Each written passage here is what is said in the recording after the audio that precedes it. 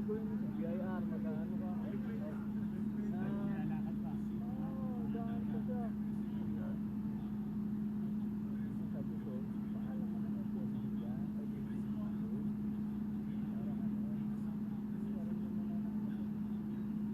Tapos may pinapalakad kasi mag-ina sa Sitihon. Yung Lunes, tumawag. Patawag sa Sitihon. Permit namin.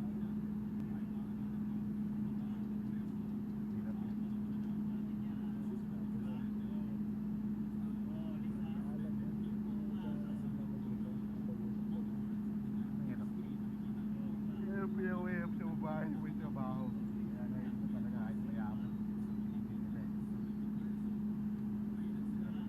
Kasi ito, hindi naman sa pag-ano, hindi naman normal yung edad ni Kaya nga, yun yung nanana sa kanya ng high risk siya. Kaya ang dami namin doon. Libo ka doon, check up eh. Aking sinako eh. Sabi ko wala yan. At least magagamit mo yung mga pinagkukurit mo sa amin. Ubus na nga eh. Bibili na sana ako motor eh. Magmumotor na ako kasi wala. Ubus. Na.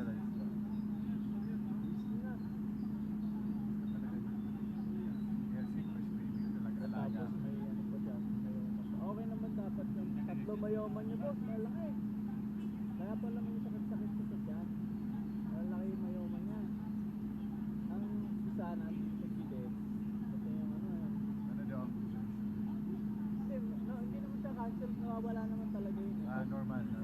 Normal yung ano magkabuko ng babae dahil sa taas ng oxygen. Pag matanda na, wala din pa nagkabi. Normal yun. Nasa likod.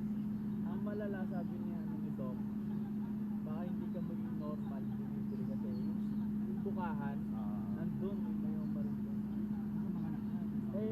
Ang pagkain ng mayoma, hormones din eh, pareho sila ng bata. Kaya may possibility sabay sila lumaki. Sabay lumaki yung ano. Kaya ang ano, cesarean, pwedeng yan, cesarean.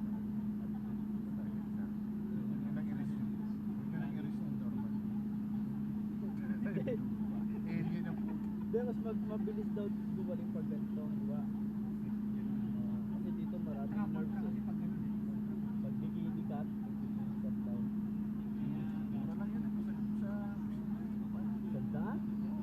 Sandaan daw. Huli kong anak, wala akong ginastos. Hindi, may ano namin sa Saan ba doktor nyo? yung doktor namin sa pag siya i-refer sa Commonwealth Hospital. Ay, ano? Mag-ingat na. Hindi. Sabi ko nga kung pwede siya. Diyan ano kasi namin yung ang doktor mo pa doon, 8. Every check-up, iba-iba. diba? Pero pag nanganak ka na, doon sila lahat. Kasi may report sila.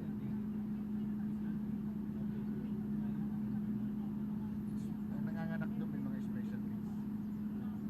Pwede naman natin ibulong yun doon. Marami naman tayo nakalala. Ano nga kasi mga gusto niya kasi si kausap siya ko. Ayun niya yung check-up lang na doon. Talang, kailan. Kasi gusto niya nakaponitor talaga siya. Ayun niya sa journal dito eh. Public. Nakakaulap talaga siya. Kaya pinahagin. Yan ang right. Kaya ako daw na. Hindi, yung sa check-up lang ba? Check-up. Nakadabi sa akin pag ganyan, tol, dali ko sa Pilipinas. Maraming magaling na doktor. Ito yung kaso nito.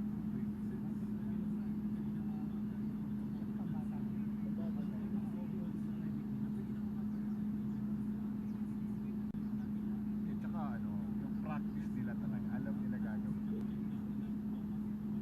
Special ano sila eh, special case sila eh. Kaya nga doon hindi ka agad naka-abot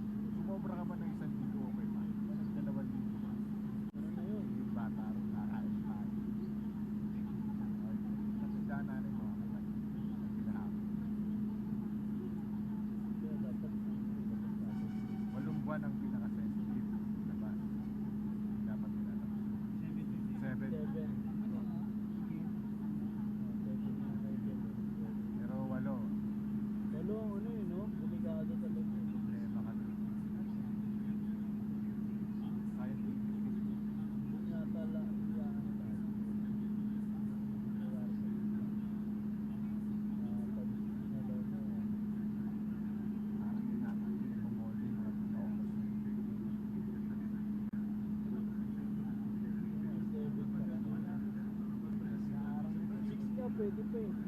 Biglang ay talaga eh. Kaya pag nakalagpas ka ng gate, ano mo patay ka. Hindi ka kano ng malayo. Ang sunod na lagi ng gate. At yung pagbukas. Kasi hindi mararamdaman ng nanay. Malaki na kasi yung bata. Malaki na. So pwede na Ang siya. ano namin, December to. Pero may pwedeng maurong ng ano yun, diba? Isang linggo. Okay lang. Pero pala, nagulat lang ng pangalawa eh. Toilet o? Nagulat lang siya eh. Nagulat daw siya. Eh, sabi ko sa kanya, hindi ba alam mo na pag bago yung pangalan mo, malakas yan. Nakakabuo ka agad. Narinig ko kay Dogo din, ang narinig. Kakapitan ko yun naman. Wala kasi yun daw.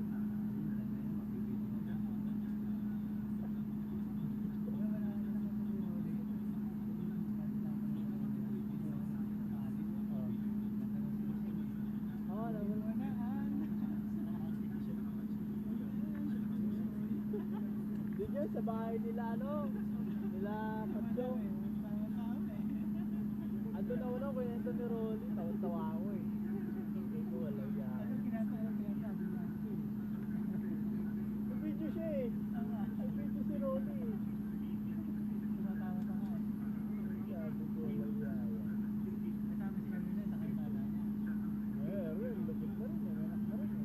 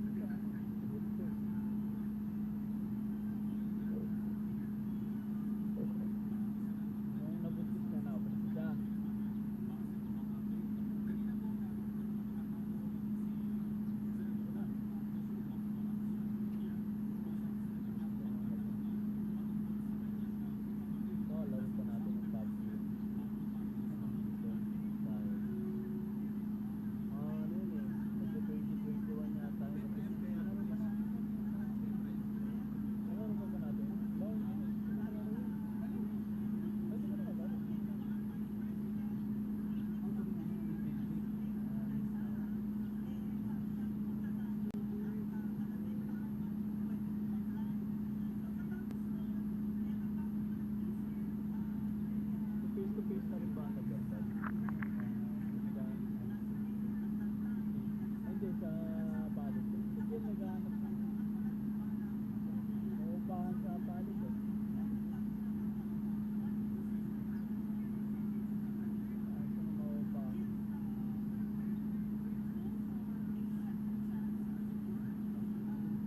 Oh, diba?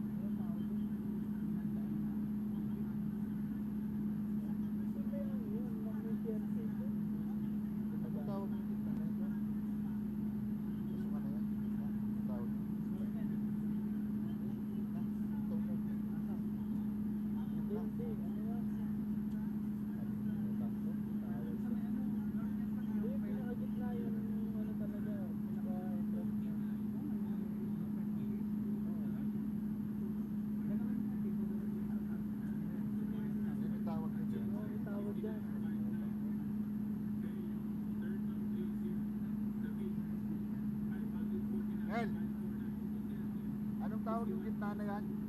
Pasukan? Anong tawag din sa pasukan sa gitna? Lord, ito ah, gitna. Pinaka-main. Southgate lang ang tawag? Hindi, meron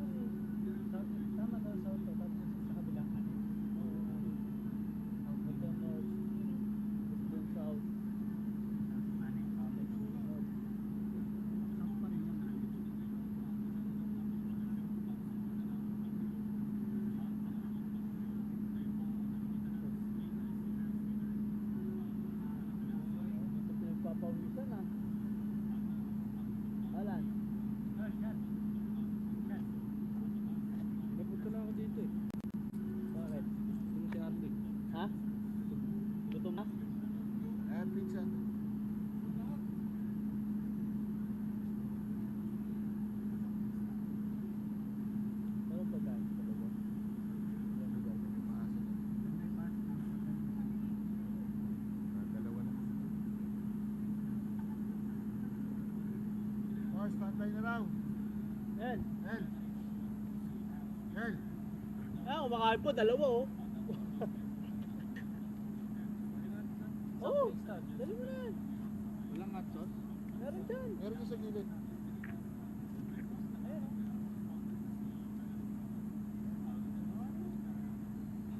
Ano yung pato? Sabi mo, inubos ko. Kain lang, tapos umalis na. El. Tara. Standby ka na daw. Standby na raw.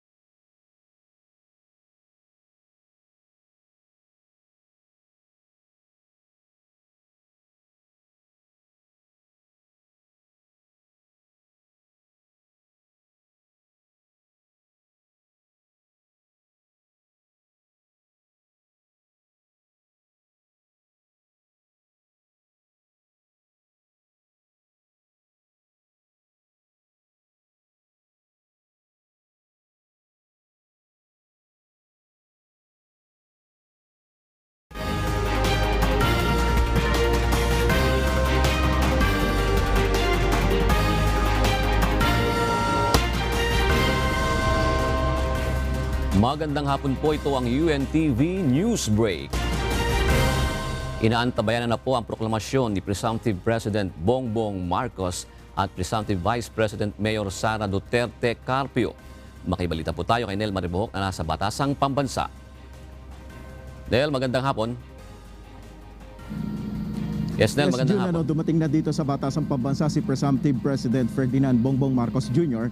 at ang Presumptive Vice President Mayor Sara Duterte Carpio. Kasama nila ang kanilang pamilya. Kung makikita natin sa ating feed dyan, ay nasa loob na ng plenaryo ang ina ni Marcos Jr. na si dating First Lady Imelda Marcos. At nandito na rin ang kanyang may bahay na si Lisa Araneta Marcos.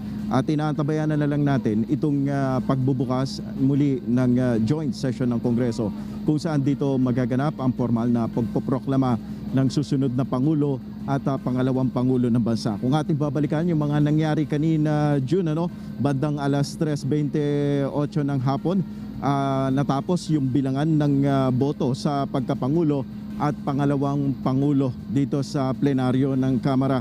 Sa 173 Certificate of Canvass, 171 yung naproseso ng Kongreso na nagsisilbi bilang National Board of Canvassers.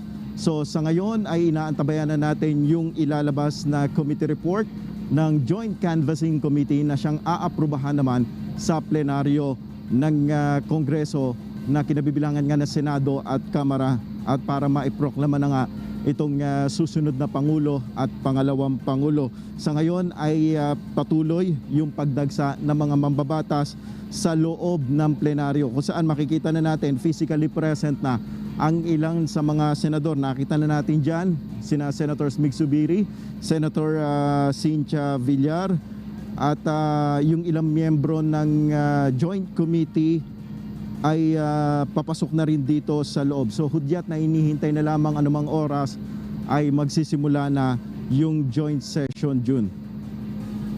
Nel, bukod kay sa pamilya ni Presumptive President Bongbong Marcos, ay sino pa ba ang makasama niya? Si dating First Lady Imelda Romualdez Marcos, sino pa ang mga kasama niyang magiging Pangulo ng bansa? Yes, nandito rin yung kanyang kapatid, si Senator Amy Marcos. Yung iba pang mga personahe ay tinitingnan pa natin yung ibang detalye dahil medyo limitado rin yung ating visuals dito sa Batasang Pambansa dahil sa mga restrictions na ipinatutupad. So sa ngayon, yung mga nakita pa lamang natin na malinaw dito ay ang ina ni BBM na si First Lady Imelda na ipinasok na sa plenaryo. So naghahanda na sila dito sa loob anumang oras para sa pagsisimula ng sesyon para nga sa pagpoproklama ng susunod ng mga nanalong kandidato. So kanina nasa executive lunch nag-aabang yung dalawa, si Marcos at si Mayor Sara Duterte at kasama si dating House Speaker at dating Pangulong Gloria Macapagal Arroyo. At ilan sa mga mambabatas ay nandun din sa loob ng executive lunch. So hindi ito basta-basta mapapasok ng media, medyo restricted yung area na yon. So inaabangan din natin yung mga magaganap na mga press conference mamaya matapos nitong proklamasyon. Inaantabayan na natin kung magpapatawag nga ng press con itong si Presumptive President matapos nga itong mangyayaring session dito sa Kongreso, June. So inaasahan pala nila na pagkatapos ng proklamasyon na kung pwedeng magkaroon ng interview sa kawaninang media ang mga ipoproklama ngayong hapon na to. Yes, may possibility yan at nakaantabay naman tayo dito sa loob. At ang isa pa sa mga iniintay natin dyan kung magsasalita yung magbibigay ng kanyang speech, yung dalawa matapos yung proklamasyon. So ilan yan sa mga development na hinihintay natin dito sa loob na maaaring mangyari. At ito naman, hindi naman ito magtatagal. Tingin ko ito ay aabutin lamang ng halos pagka nagsimula na itong joint session ay mga 15 to 20 minutes lamang ang aabutin nito. Sa tingin ko ngayon ay hinihintay na lamang dito yung committee report na ilalabas ng Canvassing Joint Committee para nga magsimula na itong joint session dahil yun yung magiging susi naman sa paglalabas ng resolution ng both chambers para dun sa pagpoproklama nga ng susunod na Pangulo at pangalawang Pangulo ng bansa, Jun. Ating mapapansin ngayon na nakaupo na si Senator Mig Zubiri at si Congressman Martin Romualdez. Bakit wala si Senate President Tito Soto? Jun, ibig sabihin yan, yung pag-upo ng dalawa ay magre-reconvene muna yung Joint Canvassing Committee para aprubahan muna ng committee itong report na ito bago mag-joint session. So yun yung napagkasunduan kanina bago magtapos itong canvassing na nakiusap muna itong si Senate Majority Leader Mig Zubiri kung maaari mag-reconvene sila para mapag-usapan itong committee report na kailangan pagbotohan at maaprubahan bago iakyat sa plenaryo sa joint session, June, para naman maglalabas naman ang Kongreso ng isang resolution ukol dito sa proklamasyon, June. Yun pala mangyayari dyan. So pagdating na ng proklamasyon mamaya, doon na papasok sina Senator Tito Soto at si Speaker Lord Velasco. Yes, tama ka dyan, June, sa joint session. Sila yung mangunguna doon sa muling pagbubukas ng joint session at babasahin nga nila itong naaprobahang resolution at iimbitahan nila yung dalawa na umakyat sa rostrum at doon itataas ang kamay ng dalawa. Yun na yung hudyat, formally na proclaim ng dalawa bilang mga nanalong kandidato nitong nakaraang May 2022 elections.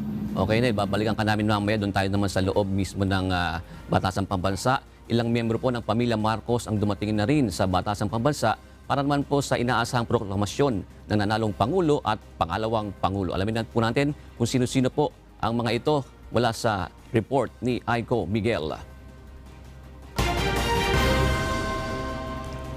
Aiko, magandang hapon muli.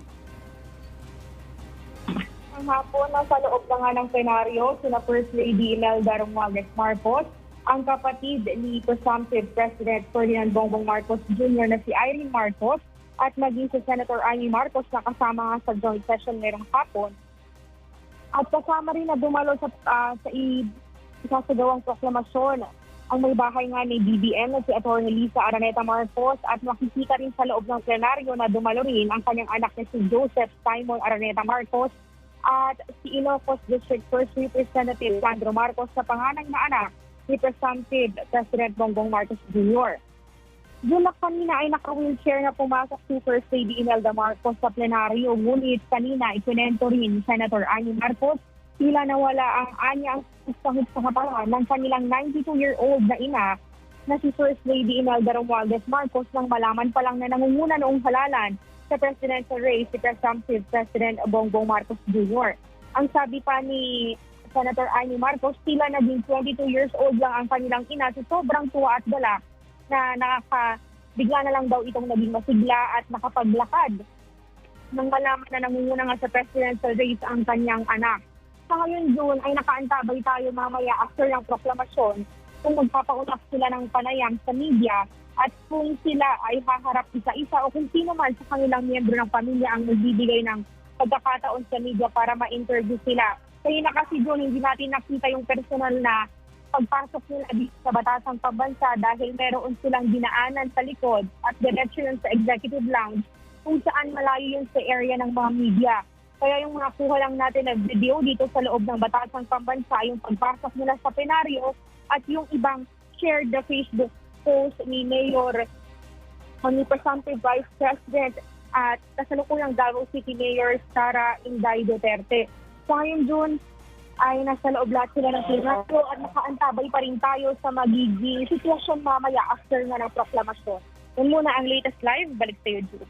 Aiko, isa-isahin natin doon sa miyembro ng pamilya ni Presumptive President Bongbong Marcos Jr., yung mga present na ngayon. Una, yung sinasabi mo nga, si dating First Lady Imelda Romualdez Marcos. Ang kanyang mabahay naman na si Lisa Marcos. Nandiyan na rin, tama ba yun, Aiko? So, nandito na rin sa plenaryo si Atty. Lisa Araneta Marcos, kasama nila sa loob ng plenaryo ngayon. At ang kanyang ina na si former First Lady Imelda Romualdez Marcos Jr. At ang isa pa bukod kay Senator Amy Marcos, nasa loob din si Irene Marcos na kapatid rin ni BBM. At dalawa sa anak ni Presumptive President Bongbong Marcos ay nakita na rin sa loob ng plenaryo si Joseph Simon Marcos at si Ilocos 1st District Representative Sandro Marcos Jr. Yung panganay na anak ni Presumptive President Bongbong Marcos Jr. ay si Sandro, nandiyan na rin, tama ba? Tsaka si Simon, nandiyan na rin. Yung isang parang hindi ko pa nakikita, Aiko, si William Vincent.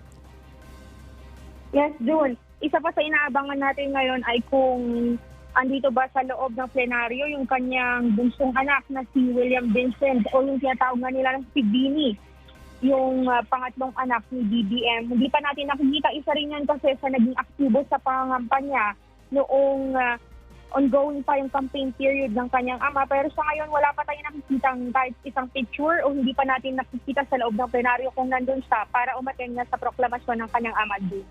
Yung kapatid pa nila, Senator Amy Marcos, si Amy Marcos, wala, parang hindi pa natin nakikita dyan, tama ba? Yes, June. Ang nakikita pa lang natin ngayon ay si Irene Marcos.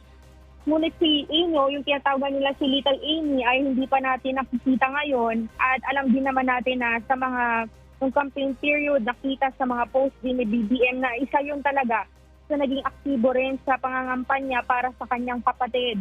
Pero sa ngayon, June, yun nga, isa pa yun bukod kay Bini, yung ikatlong anak ni Bongbong Marcos o ni Presumptive President Bongbong Marcos ay yung kanyang kapatid na si Little Amy. Kung dumalo rin ba ngayong araw na ito. Lahat yun, June, titingnan natin mamaya after nitong isasagawang proklamasyon at kung magkakaroon nga tayo ng pagkakataon para sila ay makapanayam, June. At siyempre din kanina yung nag-hug si Presumptive President Bongbong Marcos at si Presumptive Vice President Sara Duterte doon sa Executive Lounge. At nandun din ba yung kanyang husband ni Mayor Sara Duterte na si Man Scarpio? Parang hindi pa natin napapansin. Tama ba yun, Aiko Miguel? Yes, June, hindi pa rin natin nakikita kahit sa pictures kung sino ang kasama naman sa family member ni Presumptive Vice President Sara Duterte. At kung ang isa pang tanong dyan ay kung dadalo ba ang kanyang ama ngayong hapon na ito. Kasi kanina rin, June, tinanong natin si Senator Amy Marcos kung nakapagsabi ba sila o nakapag-usap sila ni Presumptive Vice President kung sino yung mga makakasama niya sa proklamasyon.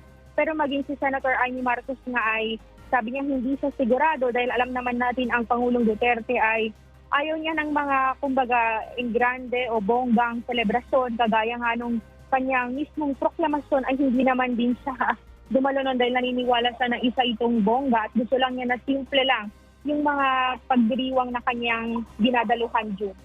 Maraming salamat, Aiko Miguel. Samantala, itinuturing ng liderato ng Senado na naging matagumpay ang canvassing ng mga boto para sa presidential at vice presidential race. May ulat yan si Harleen Delgado, live. Magandang hapon, Harleen. Magandang hapon, June. Para nga kay Senate Majority Leader Juan Miguel Zubiri, ito na anya ang pinakamabilis na canvassing of votes para sa pagkapangulo at pangalawang pangulo matapos abutin lamang ng halos 2 araw. Mas mabilis ito kumpara noong bilangan noong 2016 na umabot ng 3 araw. Ipinunto ni Zubiri na sumunod sila sa lahat ng panuntunan sa pagbilang ng boto mula sa iba't ibang panig ng mundo. Ayon sa mambabatas, malaking tulong sa mabilis na bilangan ng boto ang hindi na pagtutol ng mga kinatawan ng mga kandidato sa resulta ng eleksyon. Si Zubiri ang tumayong co-chairperson ng Joint Canvassing Committee.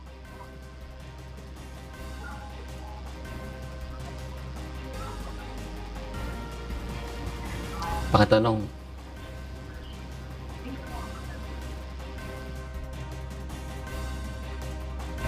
Legislators Executive Lounge, kasama natin yung mga ilang kawani ng media dahil hinihintay natin yung paglabas ni Presumptive President Bongbong Marcos Jr. at Presumptive Vice President Sara Duterte. Kanina, June, may mga nakita na rin tayo ng mga mambabatas at iba pa mga kasama ng ni BBM na Sara Tandem, kagaya ni dating Pangulong Gloria Macapagal Arroyo, Narvacan Mayor Luis Chavez Singson, Representative Lucy Torres Gomez at Senator Jacinta Villar. Kanina nakita rin natin na lumabas nitong Legislators Executive Lounge sina Senator-elect Mark Villar kasama ang kanyang asawa na si Emily Naglipay Villar, TV host na si Tony Gonzaga at kanyang asawa na... Alright, maraming salamat, Harleen Delgado. Puntahan na po natin ang joint session ng mataas na kapulungan ng Kongreso at mababang kapulungan ng Kongreso. The part of the Senate, before just an announcement, right after we adjourn this joint committee meeting, we will resume our joint session of Congress. So on the part of the Senate, the joint committee meeting is hereby adjourned. On the part of the House, the joint committee meeting is adjourned.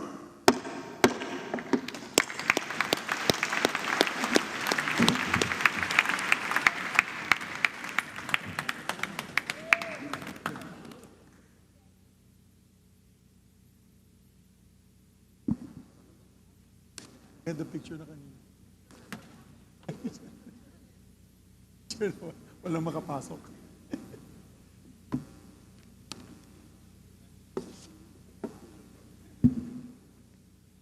At may stop loss.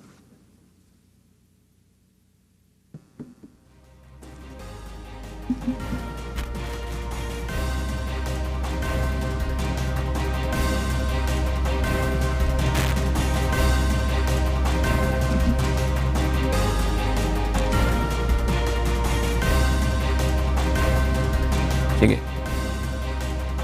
Tapos lamang po ng reconvene po ng joint committee at pagkatapos nga nito ay ang formal na pagbubukas ng joint session ng Kongreso. Maaring po natin si Nel Maribohok kung ready na siya para ipaliwanag yung mga nangyayari ngayon diyan sa House of Representatives. Kanina nga po ay iniulat ng ating mga reporters ng pagdating ng mga miyembro ng mga pamilya ni President Bongbong Marcos Jr. Balikan po natin si Nel Maribohok para sa update po sa Batasang Pambansa. Nel.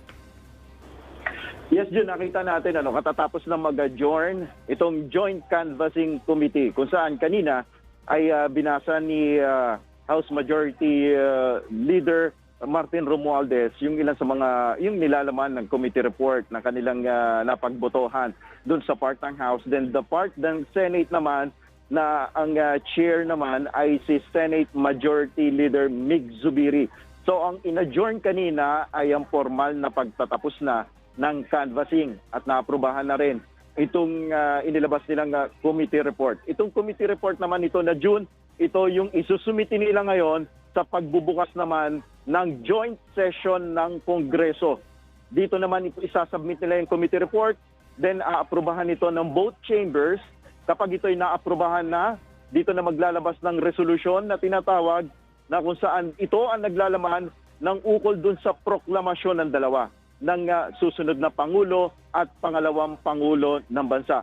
So yun ang inaantabayanan natin, June, yung pagbubukas ng joint session na pangungunahan ni House Speaker Lord Alan Velasco at ni Senate President Vicente Soto III. So nasa loob, makikita na natin ang pamilya ng presumptive President. Nandito na si dating First Lady Imelda Marcos, ang kanyang may bahay na si Lisa Araneta Marcos, at ang ilan sa mga mambabatas ay nandito na rin sa loob para dumalo dito sa joint session. Physically present din ang ilan sa mga senador. So ito ay hybrid session, ibig sabihin physically present yung iba naman ay via Zoom dumadalo dito. Nung nakaraang session ay nakita naman natin yung unang pagbubukas ng joint session noong nakarang araw ay nasa 296 House members ang dumalo.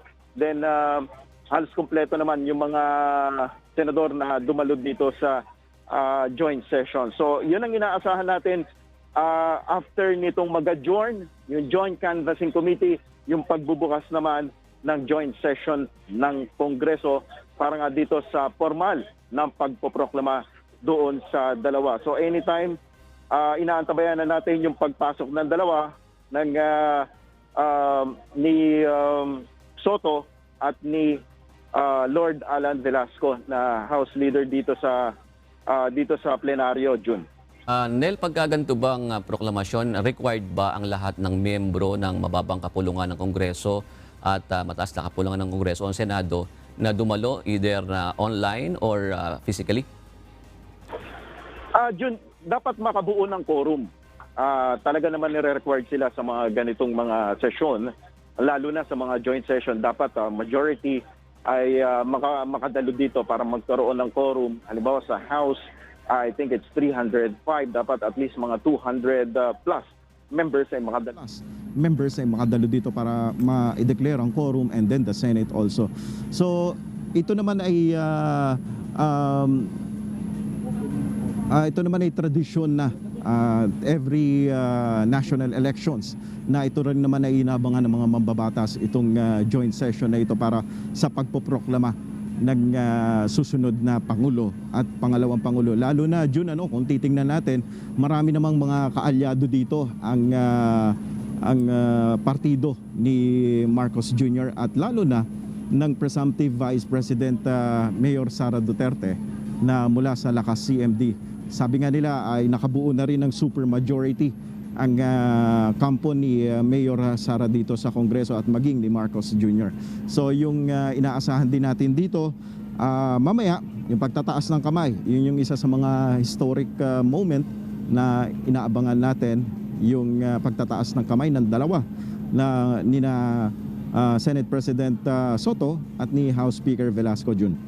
Medyo light muna tayo, Nel. Ano ang suot ni presumptive President Bongbong Marcos kanina nung nagkita sila ni Mayor Sara Duterte Carpo? At nagpalit ba ng damit si Mayor Sara? Nakita natin nakabarong si Marcos Jr. kanina. At I think yung medyo di ko malinawan kung pitch yung kulay ng suot naman ni Mayor Sara Duterte, pero malinaw ko nakita ay nakabarong Tagalog itong si Marcos Jr. na nakikita na natin Jun, pumasok na si SP Soto dito sa rostrum. So iniintay na lang natin nandiyan na rin si House Speaker Velasco.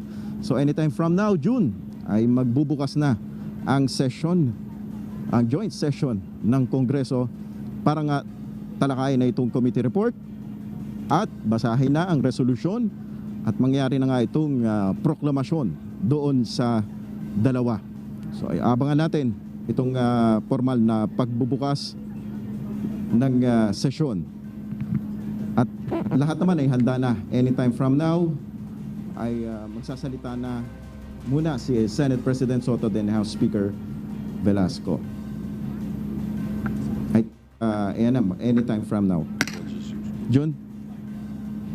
Panoorin po natin ang magiging joint session ng Kongreso.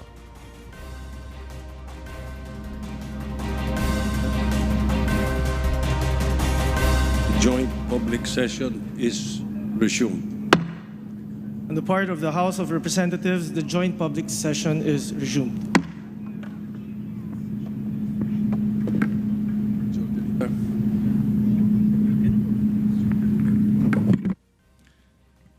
Mr. President, on the part of the Senate, I move for the consideration of the report of the Joint Committee and its accompanying resolutions of both houses. Number 1, proclaiming the candidates obtaining the highest number of votes for President and Vice President. Is there any objection? Chair hears none. Consideration is in order. Majority Leader is recognized. Mr. Speaker, on the part of the House of Representatives, I move for the consideration of the report of the Joint Committee and its accompanying resolution of both Houses. Number 1, proclaiming the candidates obtaining the highest number of votes for President and Vice President. Is there any objection? The Chair hears none. The motion is approved. The Secretary General is directed to read the title of the report of the Joint Committee and the resolution of both Houses. Number 1. Report of the Joint Committee for the canvassing of votes for the presidential and vice presidential candidates in the May 9, 2022 elections. Resolution of both Houses. Number 1, entitled Resolution of both Houses approving the report of the Joint Committee declaring the results of the national elections held on May 9, 2022 for the office of the President and Vice President and proclaiming the duly elected President and Vice President of the Philippines. Thank you, Majority Leader. Thank you very much, Mr. President. May be recognized to sponsor the said measure. Majority Leader is recognized as Chair of the Joint Panel. Mr. President, Mr. Speaker, distinguished colleagues in the Senate, the House of Representatives, ladies and gentlemen, what we have witnessed in the last national and local elections, for me, was one of the most credible, orderly, and peaceful in our elections history. Don't just take it from me, as this is reflected in the assessments of different media outfits, election watchdogs, and civil society organizations, including the Parish Pastoral Council for Responsible Voting. Just more than 2 weeks after the May 9, 2022 elections, we are about to proclaim the duly elected President and Vice President of the Republic. Quite fast indeed. The result of this election is historical in several ways. First, it has the highest number of votes cast in our nation's election history, with an 82% voter turnout, totaling 55,197,306 votes. Second, Mr. President, since the 1987 Constitution, this is the first time that we elected a majority president and vice president. A phenomenon indeed in a multi-party system under a presidential Republican government. The duly elected president garnered a total of 58.77% of the total votes cast in the last May 9, 2022 elections. And the duly elected vice president gathered a total of 61.53% of the total votes casted. And third, the canvassing of Congress in joint public session took only 2 days to finish. And I would like to take note that this canvassing is the fastest in our nation's history of elections. Another milestone for Philippine Congress. However, we would like to emphasize, we did not sacrifice transparency and the authenticity of the results for a speedy count. The process was hastened due to several factors. Early on in the canvassing of the Joint Committee, we appreciated the manifestation of the counsels of several presidential and vice presidential candidates.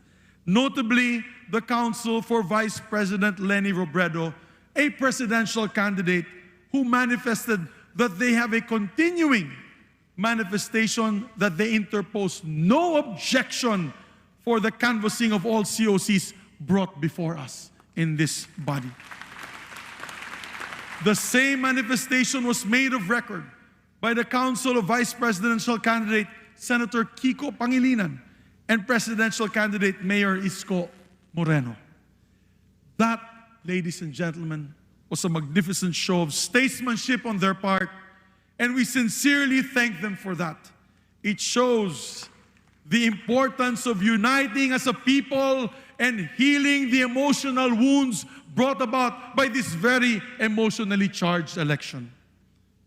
The Joint Committee consensuously examined the certificates of canvass, both the manually transmitted and the printed copy of the electronically transmitted COCs, and painstakingly determined their authenticity and due execution, as required by law and by our rules. The canvassing went on smoothly, except for some instances when the manually prepared certificates of canvass were not found in the ballot boxes submitted to us or submitted to the Senate President by several provincial election supervisors and city election officers. Thus, under our rules, we summoned the concerned provincial election supervisors and city election officers to explain the non-inclusion of the COCs in their submission to the Senate President and asked them to locate the COCs and bring them henceforth to Congress.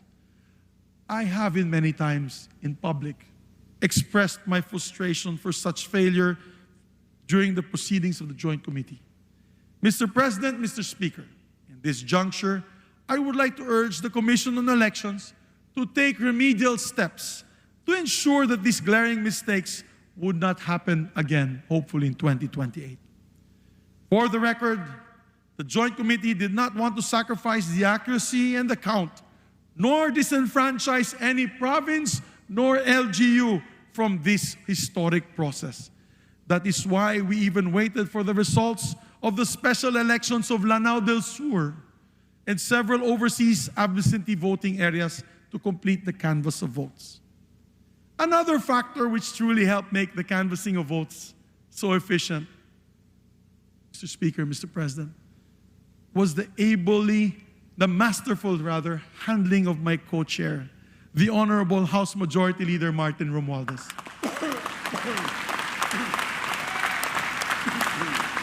I would like to say this, ladies and gentlemen. He never left his post throughout the proceedings, not even for lunch, not even for dinner, not even a bathroom break. He truly leads Congress by example, and I salute you, sir. I would like to also take this opportunity to thank the hardworking members of this joint committee, my colleagues from the Senate, Senator Nancy Binay, Senator Franklin M. Drilon, Senator Amy Marcos, Senator Ralph Recto, Senator Grace Poe, Senator Pia Cayetano, and our alternate members, Senator Lito Lapid, Senator Risa Ontiveros, Senator Coco Pimentel, Senator Ronald Bato de la Rosa, and our colleagues as well from the House of Representatives, Congressman Jesus Crispin Remulla, Representative Abraham Tolentino, Representative Christine Singson Mihan, Representative Sharon Garin, Representative Manuel Manix Dalipe, Representative Juliet Ferrer, and alternate members, Representative Juan Pablo Bondoc, Representative Johnny Pimentel, Representative Alfredo Garbin, and Representative Stella Kimbo. With that, Mr. President, Mr. Speaker, it is my distinct honor and privilege to sponsor the report of the Joint Committee of the Canvass of Votes for presidential and vice presidential candidates in this historic May 9, 2022 national and local elections. The Joint Committee, Your Honors, canvassed a total of 171 COCs from provinces, highly urbanized cities, local absentee voting, overseas absentee voting, and found all of them to be authentic and duly executed. The results, Your Honor, of the canvass shows that Ferdinand Bongbong Romualdez Marcos Jr.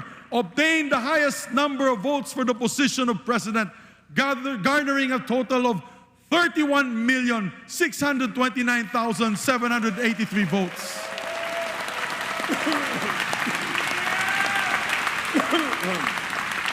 With a lead of 16,594,010 votes over the second placer. On the other hand, Madam Inday Sara Zimmerman Duterte obtained the highest number of votes for vice president with 32,208,417 votes, with a lead of 22,879,210 votes over her closest opponent. Allow me to add, Mr. President, matagal-tagal na rin po ako sa politika at maraming eleksyon na rin po ang aking napagdaanan, both local and national elections. At ngayon lang po ako nakakita nitong dalawang kandidato kapag nagmo-motorcade ay kilo-kilometro po ang taong nag-aabang. Sa kainitan ng araw at hindi alintana ang init. May mga rallies din po kami na kasaganan ay nag-uulan at nananatili po ang tao. Yan ang masasabi natin, umulan na tumaraw man ay kasama pa rin po natin ang ating mga kababayan. May mga kaugnayan po tayo na pamilya ang nag-aabang at nagdadala pang sariling baon para sa kanilang tanghalian. mga galing sa kanayunan, Mr. Speaker, Mr. President, talagang nakakamangha at ngayon ko pulang nasaksihan na ganyan na pagtanggap sa ating mga kababayan sa ating dalawang kandidato. In this election, truly, Mr. President, Mr. Speaker, President-elect Bongbong Marcos and Vice President-elect Sara Duterte were truly rock stars. However, the greater task of the victors today is to unite our countrymen for nation building. That begins today. This weighs heavy on their shoulders. Mr. President, Mr. Speaker, Ecclesiastes 3 says, there is a time for everything. For everything there is a reason, and a time for every matter under heaven. Today, let me urge our kababayans, ating mga kababayan na nakikinig po na yun, that it is a time to heal from this divisive campaign. It is a time to respect the will of the majority of our electorate. And most importantly, it is a time to unite for the welfare and progress of our people and rally behind our flag and our country.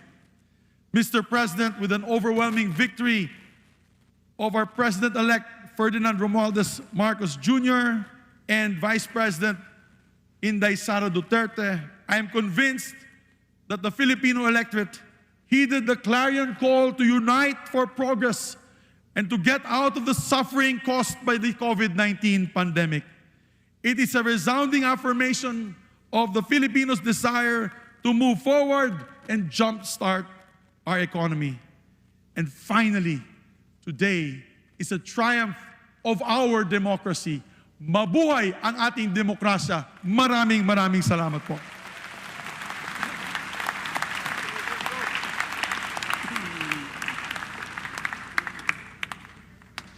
The Majority Leader of the House of Representatives is recognized.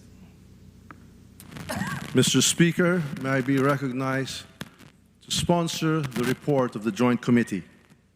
The Majority Leader and Chairperson of the House Panel of the Joint Committees is recognized to deliver his sponsorship speech.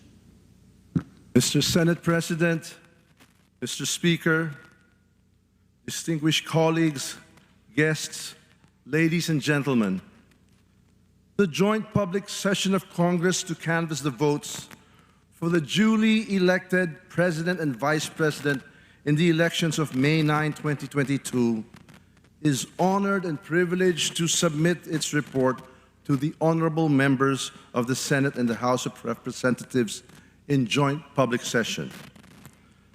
Pursuant to the constitutional mandate of Congress and the instruction of the joint session of Congress, the Joint Committee convened on May 24, 2022 to canvass and tally the votes for the President and the Vice President. After just a day of canvassing, the task had been completed and we were set to proclaim the duly elected President and Vice President of the Republic of the Philippines. The proceedings of the 2022 joint public session has been the fastest canvassing of the presidential and vice president elections results in the country since it adopted the automated election system. Foremost, due recognition must be given to the members of the Joint Committee who work round the clock to canvass the votes in order to proclaim the winners in the soonest possible time without sacrificing accuracy and fairness. The Senate panel headed by the Senate Majority Leader Juan Miguel Migs F. Zubiri, Senator Maria Lourdes Nancy S. Binay, Senator Franklin M. Drilon, Senator Amy R. Marcos, Senator Grace L. Poe, Senator Ralph G. Recto, Senator Pia S. Cayetano as members, and Senator Manuel Lito M. Lapid, Senator Risa Ontiveros, Senator Aquilino Coco III, Senator Ronaldo Bato de la Rosa as alternate members. Likewise, we also take note of the diligence of the members of the House panel. Representative Jesus Crispin C. Remulla, Representative Abraham Bambol N. Tolentino, Representative Christine Singson Mihan, Representative Sharon S. Garin, Representative Manuel Jose Manix Dalipe, Representative Juliet Marie de Leon Ferrer as members, and Representatives Juan Pablo Rimpi P. Bondoc, Representative Johnny T. Pimentel, Representative Alfredo Jr. A. Garbin, and Representative Stella Luz A. Kimbo as alternate members. Credit must also be given to the officers and staff of the Commission on Elections who were able to immediately respond to the directives of the Joint Committee to explain the missing physically delivered COCs. The concerned Provincial Board of Canvassers, through their provincial election supervisors, were able to explain before the Joint Committee through virtual communication the whereabouts of the COCs. The chairpersons proceeded with the canvassing of the electronically transmitted COCs and required provincial election supervisors to submit the actual original copies of the COCs. We also commend the members of the Secretariat and the Joint Committee, both from the Senate and the House of Representatives, for their support and assistance, and the members of the media who were with us throughout the proceedings. We also express our gratitude and appreciation to the councils of the candidates who have manifested their graciousness of their respective candidates in recognizing the integrity of this election. Indeed, the healing of the country has begun, and we urge everyone to unite as a nation. Finally, credit is due to the more than 55 million Filipinos out of more than 66 million registered voters who, amidst the threat of the COVID-19, braved the long queues to exercise their right of suffrage, resulting in a record-breaking 83.11% voter turnout. Indeed, our democracy is alive and vibrant. The ever-growing political interest shown by our electorate is symbolic of the people's clamor for change, prosperity, and progress. The Joint Committee canvassed a total of 171 COCs. 132 COCs were electronically transmitted to the consolidated canvassing system by the Board of Canvassers of the provinces, cities, and overseas absentee voting countries. 39 COCs were physically delivered to the Senate of the Philippines from the Special Board of Canvassers for overseas absentee voting, local absentee voting, and detainee voting. With all the 171 COCs tallied, Senator Ferdinand Bongbong Romualdez Marcos Jr. and Davao City Mayor Sara Zimmerman Duterte obtained the highest number of votes among the candidates for President and Vice President, respectively. Senate Marcos Jr. received 31,629,783 votes, or a lead of more than 16,593,010 votes over his nearest rival, Vice President Maria Leonor Robredo.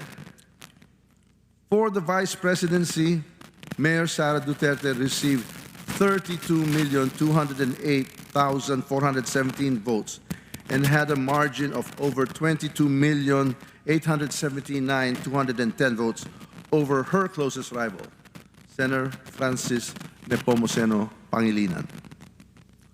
The 2022 electoral campaign period has been polarizing, with the country reeling from the impact of a global pandemic and other major calamities and disasters.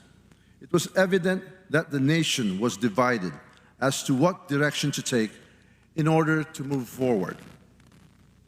But the majority has spoken. It is high time that we listen to their voice and uphold the outcome of our democratic process. Let us heal the wounds of the political division, brace ourselves for the challenges ahead, and move forward as a strong and united Philippines. Let us be prepared to work harder for the nation and give our full support to the new leadership.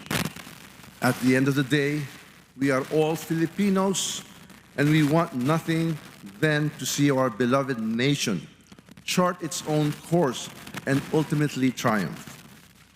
On this note, I urge the members of the Senate and the House of Representatives in this joint public session to approve the report of the Joint Committee embodying the resolution of both houses proclaiming Honorable Ferdinand Bongbong Romualdez Marcos Jr. as President and Honorable Sara Zimmerman as Vice President of the Republic of the Philippines.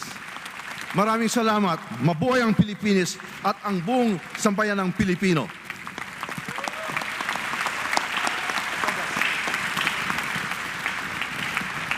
Majority Thank you, Leader. Mr. President. Mr. President, out of my excitement of my speech, I forgot to make the same motion.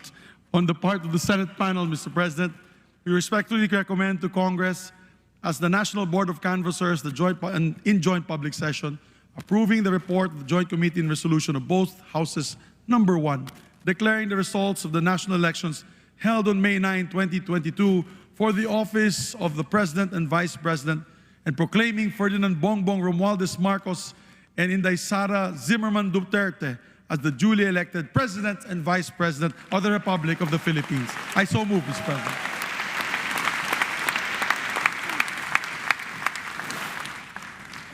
Majority Leader, we would like to Yes. entertain a formal motion for the adoption of the resolution. Yes. Mr. President, we're now ready to proceed to vote for the adoption of the report and the accompanying resolution. On the part of the Senate, I move for the approval of the report of the Joint Committee and the adoption of the accompanying resolutions of both houses. Number 1. Distinguished members of the Senate, there is a motion by the Majority Leader to approve the report of the Joint Committee and to adopt the accompanying resolution of both houses. Number 1. As many as are in favor of the motion, please say aye. Aye. As many as are against, please say nay. The ayes have it. On the part of the Senate, the report of the Joint Committee is approved and the resolution of both houses of number 1 is adopted. The Majority Leader of the House of Representatives is recognized. Mr. Speaker, we now proceed to vote for the adoption of the report and the accompanying resolution.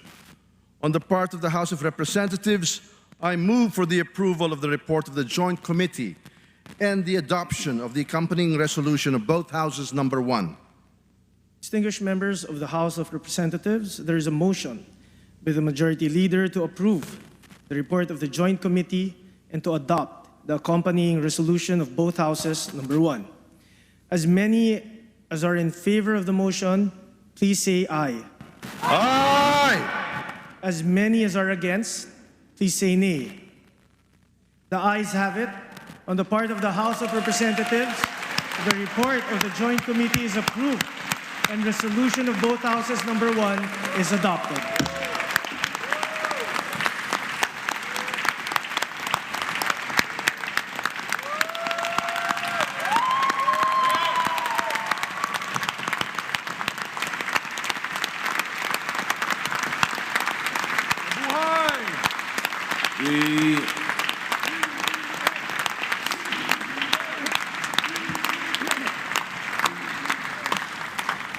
The Majority Leader of the Senate is recognized. Thank you very much, Mr. President. On the part of the Senate, pursuant to the adopted resolution of both houses, number 1, I have the honor to move for the proclamation of the Duly elected. duly elected President of the Republic of the Philippines and the duly elected Vice President of the Republic of the Philippines. It was in a blank.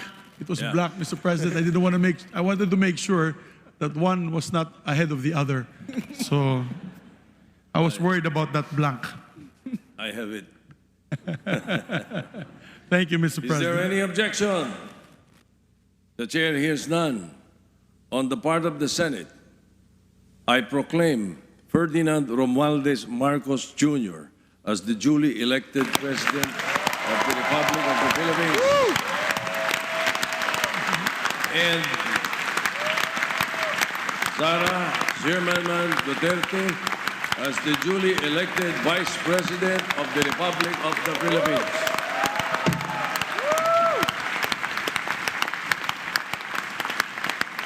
The Majority Leader of the House of Representatives is recognized. Mr. Speaker, on the part of the House of Representatives and pursuant to the adopted resolution of both houses, number 1, I have the honor to move for the proclamation of Ferdinand Bongbong Romualdez Marcos as the duly elected President of the Republic of the Philippines and Sara Zimmerman Duterte as the duly elected Vice President of the Republic of the Philippines. Is there any objection? The chair hears none. On the part of the House of Representatives, I proclaim Ferdinand Bongbong Romualdez Marcos Jr. as the duly elected President of the Republic of the Philippines and Sara Zimmerman Duterte Carpio as the duly elected Vice President of the Republic of the Philippines.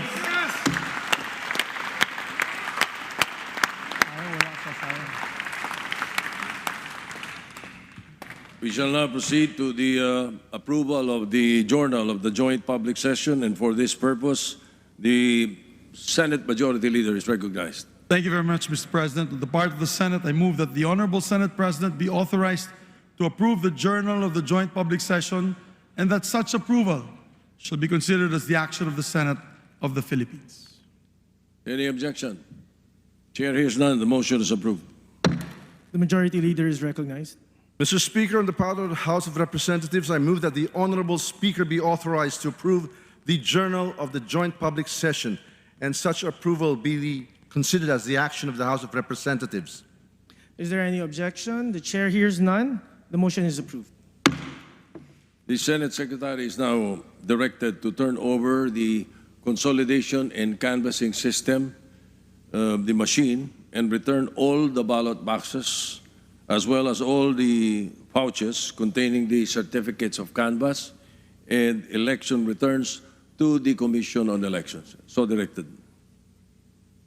President, on the part of the Leader. Senate, I move that we designate the members of the Senate panel for the Joint Committee as members of the Notification Committee. If there is no objection, the Chair appoints the members or designates the members of the Senate panel of the Joint Committee as designated members of the Notification Committee. Mr. Speaker, on the part of the House of Representatives, I move to designate the members of the House panel of the Joint Committee as members of the Notification Committee. Is there any objection? The chair hears none. The motion is approved. The members of the House panel of the Joint Committee are designated as members of the Notification Committee. Mr. President, Yes, go ahead, Majority Leader. on the part of the Senate, I move to suspend the joint public session to notify the duly elected President and Vice President of the proclamation and invite them to the rostrum. Is there no objection? Chair hears none. The motion is approved. On the part of the Senate, the joint public session is suspended. Mr. Speaker, on the part of the House of Representatives, I move to suspend the joint public session to notify the duly elected President and Vice President of their proclamation and invite them to the rostrum. Is there any objection? There being none, the motion is approved. On the part of the House of Representatives, the joint public session is suspended.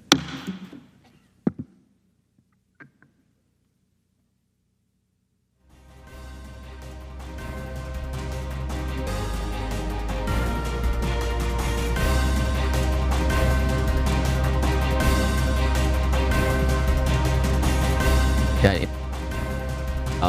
Committee report ng dalawang kapulungan ng Kongreso kung saan nga ay ipinoproklama ang President-elect na si Ferdinand Bongbong Marcos Jr. at si Vice President-elect Sara Zimmerman Duterte. Mamaya po ay alamin natin ang iba pang mga pangyayari dyan sa ating mga reporters, si Nel Maribuhok, si Aiko Miguel at si Harleen Delgado. So, ang nakita niyo po kanina ay yung joint session ng dalawang kapulungan ng Kongreso kung saan nga po ay pinagtibay nila yung mga report ng kanilang mga komite ng proklamasyon ng nanalong Pangulo at pangalawang Pangulo ng Republika ng Pilipinas. Ngayon po ay iniintay na lamang dahil iniimbitahan po ni Senator Tito Soto, ni Senate President Tito Soto at ni Speaker Lord Alan Velasco ang mga ipoproklama na Pangulo at pangalawang Pangulo ng Republika ng Pilipinas. So napapanood po natin kanina yung mga personalidad din na sinasabi ng ating mga reporters na presente. Presente po si dating First Lady Imelda Romualdez Marcos at pagka-aproba nga po ng proclamation na yon ng both houses ay nakita natin kaagad na tumayo at nagbigay pugay ang may bahay ni President-elect Ferdinand Bongbong Marcos Jr. na si Liza Araneta Marcos. Hanap tayo ng report sa ating pong mga kasama dyan sa plenaryo sa House of Representatives. Maya-maya lamang po. Si Nel Maribuhok may update po na nandyan po sa Batasang Pambansa. Nel.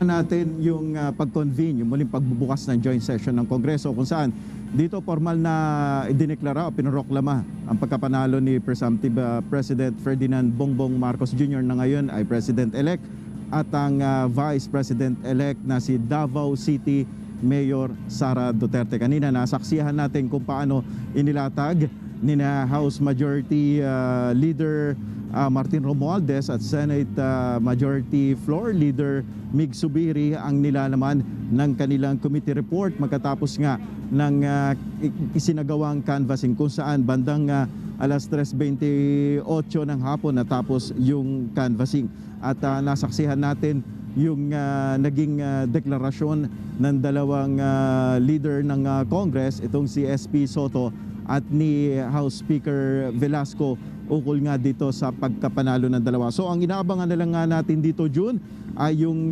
pag-akyat sa rostrum ng dalawa kung saan itataas yung kamay ni na SP Soto at ni Velasco, ang kamay ni na Ferdinand Marcos Jr.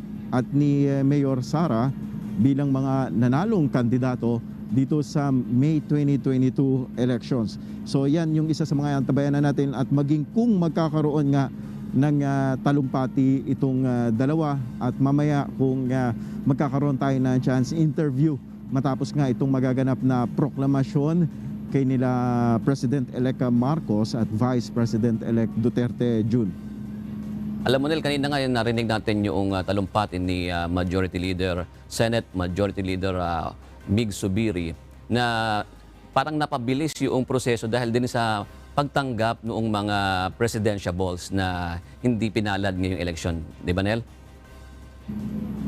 Yes, tama ka dyan. Yun nga yung tinatawag na continuing manifestation. Una, nagdeklara dyan yung kampo ni VP Robredo na wala silang objections at kinilala nila yung authenticity ng mga COCs. At sumunod na dyan ang ilang mga representante, legal team ng iba't ibang mga partido, iba-ibang kampo ng presidentiables. So napabilis itong proseso na ito. Hindi kagaya ng mga nakaraang canvassing na may mga question.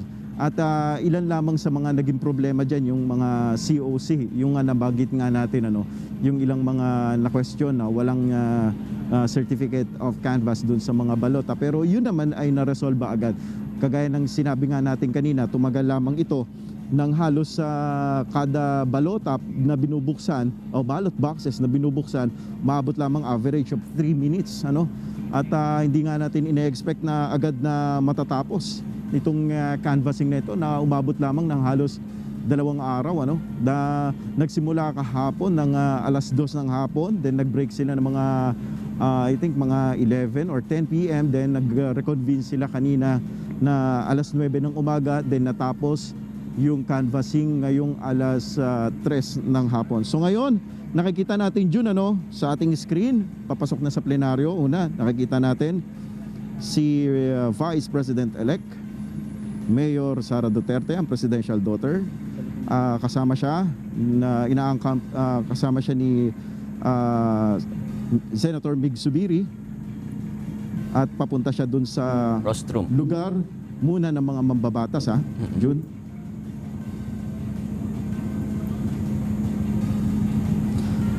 Ayan, okay.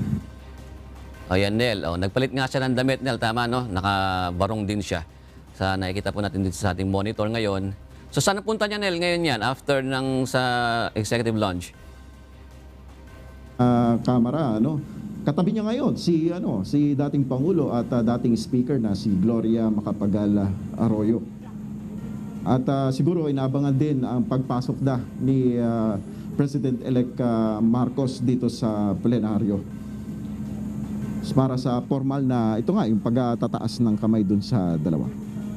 Noong nakaraan nga, nabanggit na natin, napag-usapan natin noong 2016, si Vice President Leni Robredo lang yung noong nakaraang proklamasyon na dumating. Pero ngayon ay makikita naman natin na ang dalawang magkasama, magkatandem simula nung kampanya sa ating mula nung kampanya at dun sa kanilang pagiging tandem hanggang ngayon ay magkasama sila dito sa magaganap nga na proklamasyon.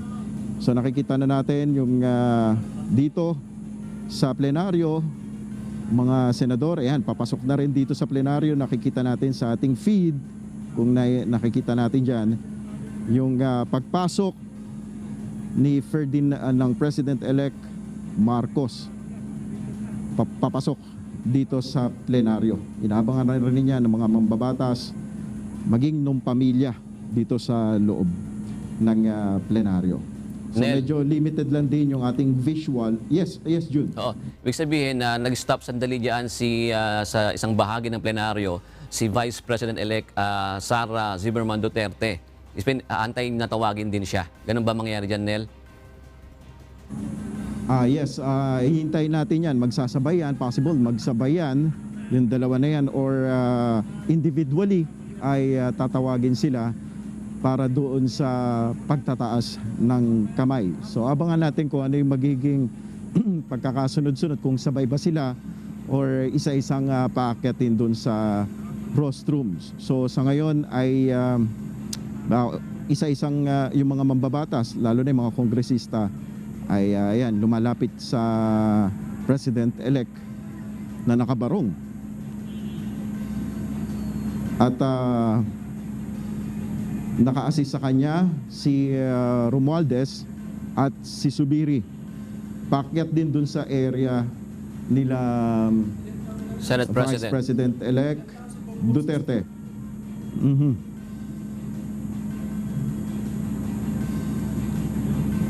So inaabangan natin yung pag-aakyat nila sa rostrum at maging yung pamilya, no? Yan. So, diretso na kaya yan sa rostrum o magsasabay pa sila ni Vice President-elect Sara Zimmerman Duterte? Magkikita. Tingnan nga natin kung ano mangyayari, Nel. Natin yan. Oo, abangan natin yan kung sila ay magsasabay na aakyat o isa-isa silang tatawagin. Parang formal na itaas yung kamay nila, no? Hudyat na formal na proklamasyon na rin ng Kamara bilang ng Kamara at ng Senado bilang tradisyon doon sa mga nalalong kandidato sa pagkapangulo at pangalawang pangulo. Pakinggan natin, June. Ito ay yung pagsasalita ng dalawang Congress leaders.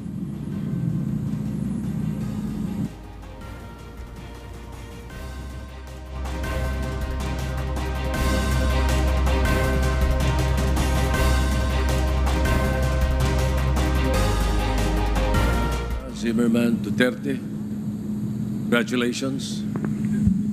You have been placed by God in this position for a reason. May He lead you into your purpose and may you live it courageously. In every step you take, may God protect you. I pray for God's blessings for your leadership, for you and your family. Congratulations.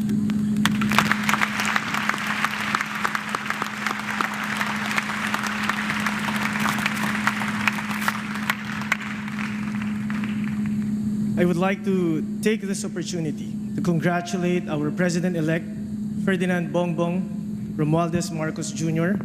Maligayang pagbati po, President BBM. To our Vice President-elect, Sara Zimmerman Duterte Carpio, congratulations, Ma'am Inday. Congratulations also, and thank you to the Joint Canvassing Committee led by House Majority Leader Ferdinand Martin Romualdez and Senate Majority Leader Juan Miguel Zubiri for the swift and fair canvassing that guaranteed the people's faith in our electoral process.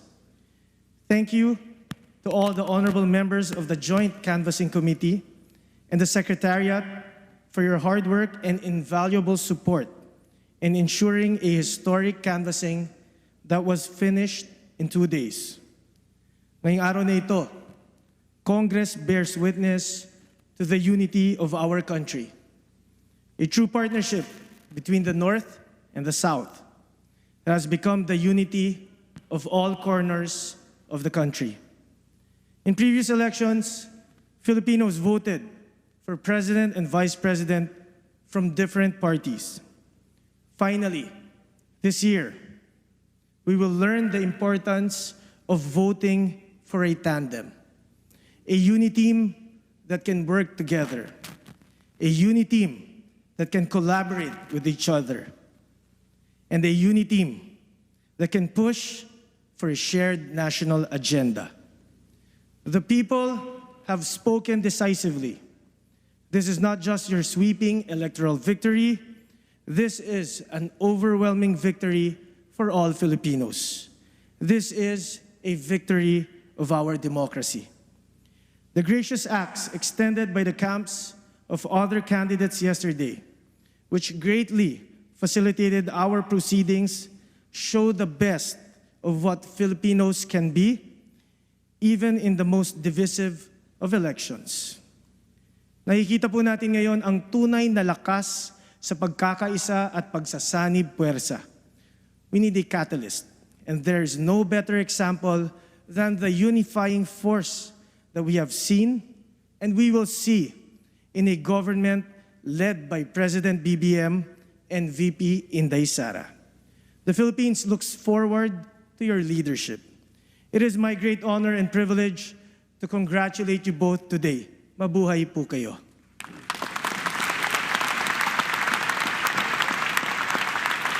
Secretary General. Ladies and gentlemen of the 18th Congress, Honorable Sara Zimmerman Duterte, the duly elected Vice President of the Republic of the Philippines. May we request the duly elected Vice President Sara Zimmerman Duterte Carpio to proceed to the rostrum. May we also request the family of the duly elected Vice President Inday Sara Duterte to accompany her to the rostrum, please.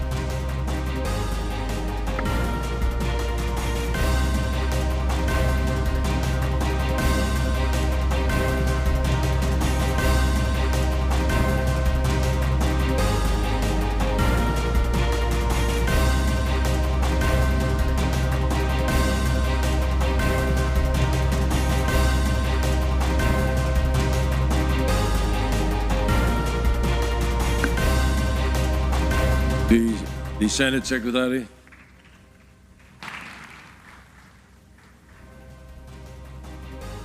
Ladies and gentlemen of the 18th Congress, Ferdinand Romualdez Marcos Jr., the duly elected President of the Republic of the Philippines. May we request the duly elected President, President Ferdinand Romualdez Marcos Jr., to proceed to the rostrum. May we also request the family of the duly elected President Ferdinand Bongbong Romualdez Marcos Jr. to accompany him to the rostrum.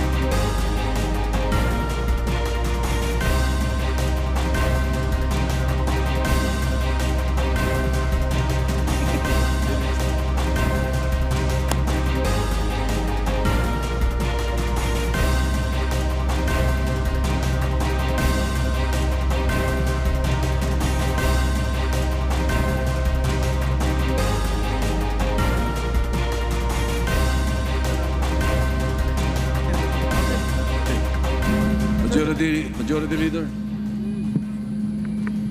Yes, Mr. President. Out of all the excitement, we forgot that we have to adjourn. Therefore, Mr. President, on the part of the Senate, I move that we adjourn this historic joint public session. On the part of the Senate, this joint public session is hereby adjourned. Majority Leader of the House of Representatives. Mr. Speaker, on the part of the House, I move to join the joint session. On the part of the House of Representatives, this historic joint public session is adjourned.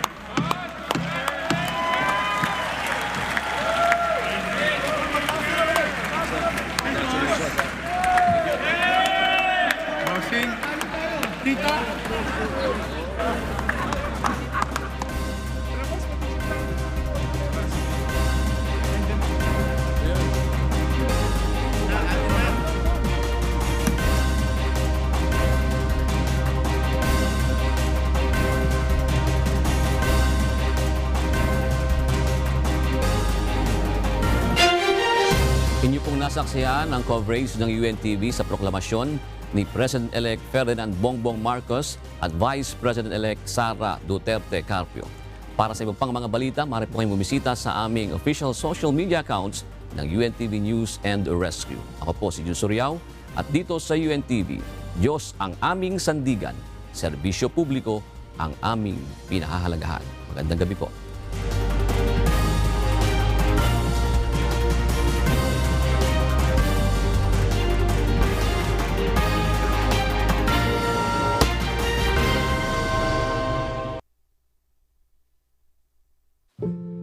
Good day.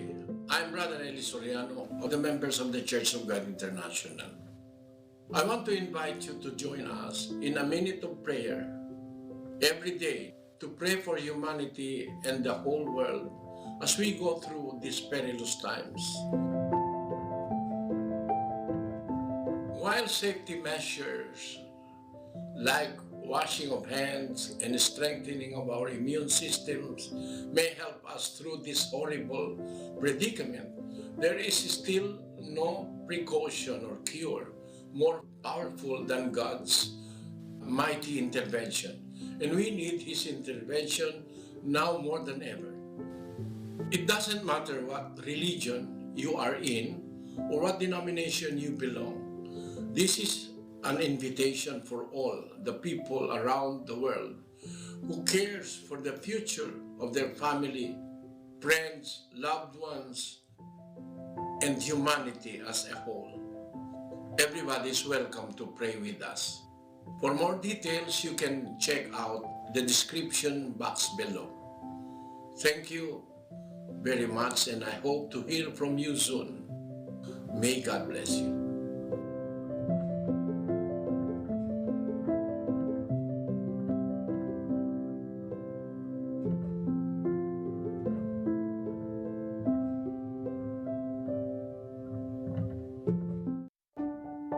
Ito ang tama at maling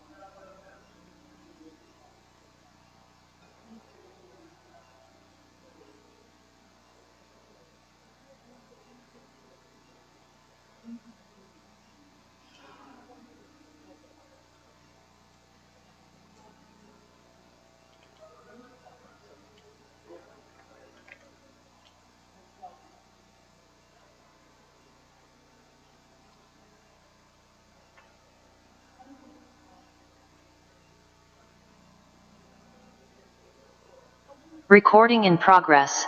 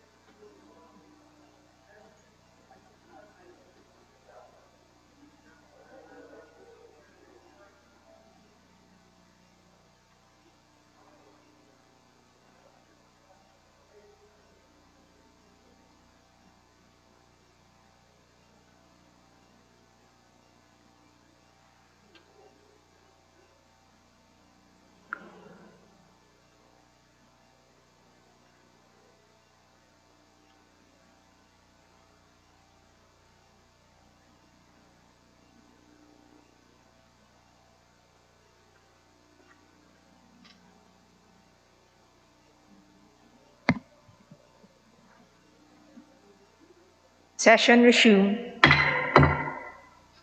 Majority Leader. Madam Speaker, I move that we now proceed with additional reference of business, and may I ask the Secretary General to be directed to read the titles of the bills, resolution on first reading, as well as communication and committee reports. I so move, Madam Speaker. The Secretary General is directed to read the titles of the bills, resolutions, committee reports, and communications. Additional reference of business. Bill on first reading, House Bill 10695, amending Section 18, Book 7, Chapter 3 of the Administrative Code of the Philippines by Representative Benitez. To the Committee on Legislative Franchise. Resolutions. House Resolution 2463, commending the Gubat St. Anthony Cooperative for their exemplary contribution to community building and cooperative development. Representative Kanama. To the Committee on Cooperative Development. House Resolution 2464, urging the House Committee on Appropriations to augment the 2022 national budget for rehabilitation and relief in the aftermath of Typhoon Odette in the Dinagat Islands by Representative Ecleo. To the Committee on Appropriations. House Resolution 2465, congratulating and commending Mark Magsayo for winning WBC Men's Featherweight Championship Belt Boxing Division by Representative Olivares. To the Committee on Youth and Sports Development. House Resolution 2466, congratulating and commending Jessel Mark Magnifico Araula Bagsayo for winning the WBC Featherweight Championship last January 23, 2022 at Atlantic City, New Jersey, USA by Representative Chato. To the Committee on Youth and Sports Development. House Resolution 2467, urging the House Committee on Agriculture and Food to investigate the impact of importation of round scad fish or galunggong on the livelihood and economic status of small fishers by Representatives Culiamat, Zarate, Gaite, Brosas, Castro France, and Elago. To the Committee on Rules. Message from the Senate.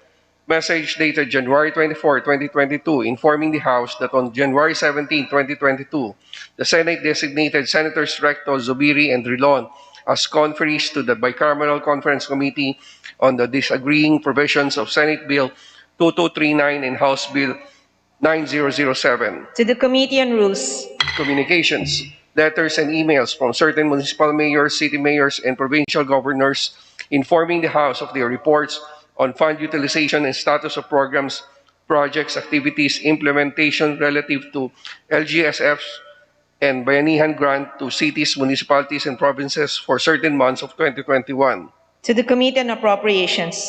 Letter dated December 10, 2021, the BSP Governor, submitting to the House a copy of their report on economic and financial developments in the Philippines for the third quarter of 2021. To the Committee on Banks and Financial Intermediaries. Email dated January 18, 2022 of the BOC Commissioner, Department of Finance, submitting to the House a copy of their 2021 accomplishment report. To the Committee on Ways and Means. Letter dated January 20, 2022 of the BSP Deputy Director, Office of the General Counsel and Legal Services, transmitting to the House duly certified copies of certain BSP issuances. To the Committee on Banks and Financial Intermediaries. Committee reports. Report number 1431 of the Committees on Revision of Laws and Appropriations on House Bill 10703. Report number 1432 of the Committees on Higher and Technical Education, Appropriations and Ways and Means on House Bill 10704. Report number 1433 of the Committee on Youth and Sports Development on House Resolution 2470. All aforementioned committee reports are referred to the Committee on Rules. Majority Leader. Madam Speaker, 1 minute suspension. Session suspended.